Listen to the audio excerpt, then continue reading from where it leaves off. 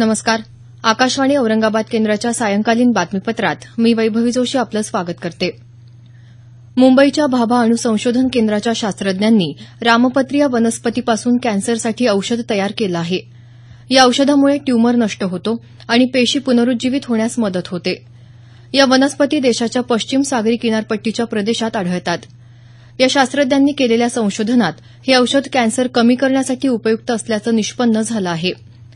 हे केंद्र गेल्या अनेक वर्षांपासून अशा प्रकारच्या औषध निर्मितीवर संशोधन करत असल्याचं केंद्राच्या जैवविज्ञान विभागाचे प्रमुख एस चट्टोपाध्याय यांनी पीटीआयशी बोलताना सांगितलं.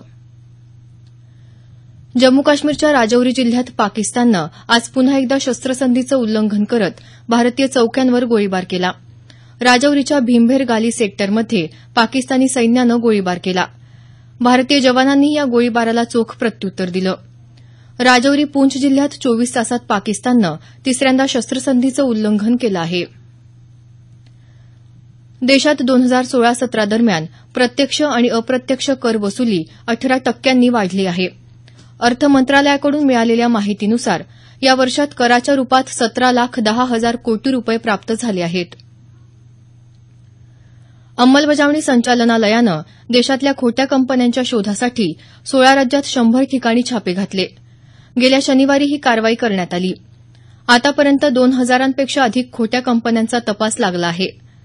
पंतप्रधान कार्यालयाच्या सूचनेवरून सरकारनं नव्यानं बनवलेल्या विशेष कृती दलाच्या पथकांनी या धाडी घातल्या. उत्तर प्रदेश सरकारनं नक्कल चालणाऱ्या परीक्षा केंद्रांच्या विरुद्ध प्राथमिक चौकशी अहवाल दाखल करण्याचा आणि परीक्षा केंद्राचा दर्जा काढून टाकण्याचा निर्णय घेतला आहे. प्राथमिक, माध्यमिक आणि उच्च तंत्र शिक्षण विभागाच्या अधिकाऱ्यांनी मुख्यमंत्री योगी आदित्यनाथ यांना राज्यातल्या शैक्षणिक परिस्थितीची माहिती दिली. यावर मुख्यमंत्र्यांनी अधिकाऱ्यांना हे निर्देश दिले. ज्येष्ठ गायिका किशोरी आमोणकर यांना राज्यपाल सी विद्यासागर राव आणि सांस्कृतिक कार्य मंत्री विनोद तावडे यांनी श्रद्धांजली अर्पण केली आहे. भारतीय शास्त्रीय संगीत मोठ्या उंचीवर नेऊन ठेवण्यात ज्या निवडक लोकांचं मोलाचं योगदान आहे त्यामध्ये किशोरी आमोणकर यांचं स्थान फार महत्वाचं असल्याचं राज्यपालांनी म्हटलं आहे. किशोरी आमोणकर यांच्या निधनानं हिंदुस्थानी शास्त्रीय संगीतातील तपस्वी गायिका आपण गमावली असल्याच्या भावना तावडे यांनी व्यक्त केल्या.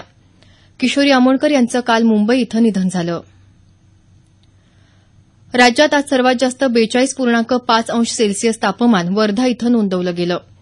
मराठवाड्यात सर्वात जास्त तापमान नांदेड इथं 42 अंश सेल्सिअस इतकं नोंदवलं गेलं. त्याखालोखाल परभणी 40.8, उस्मानाबाद 40.5, बीड 39.2 तर औरंगाबाद इथं 38.4 अंश सेल्सिअस तापमानाची नोंद झाली. राज्यात पालघर इथं कॅप्टन अमोल यादव यांच्या ट्रस्ट एअरक्राफ्ट प्रायव्हेट लिमिटेड या कंपनीसोबत सहकार्यातून विमान निर्मिती प्रकल्प उभारणार असल्याचं मुख्यमंत्री देवेंद्र फडणवीस यांनी सांगितलं. मुंबई इथं या संदर्भातल्या बैठकीत ते बोलत होते. औद्योगिक विकास महामंडळाबरोबर संयुक्त भागीदारीतून हा प्रकल्प उभारण्यात यावा असं मुख्यमंत्र्यांनी सांगितलं. 19 आसनी नागरी वाहतूक विमान निर्मितीचा हा प्रकल्प आहे. यामुळे अंतर्गत विमान वाहतूक सुलभ होणार आहे. औरंगाबाद शहरात राम जन्मोत्सव मोठ्या उत्साहात भक्तिभावानं साजरा झाला.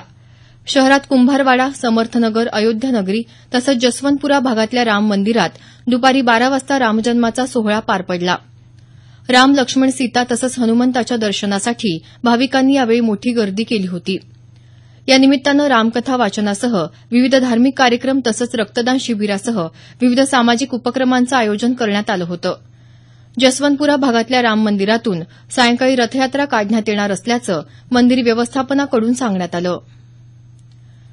वाशिम इथले सामाजिक न्याय विभागातील जातपडताळणी उपायुक्त शरद चव्हाण यांना 20,000 रुपये लाच घेताना काल रंगेहात अटक करण्यात आली.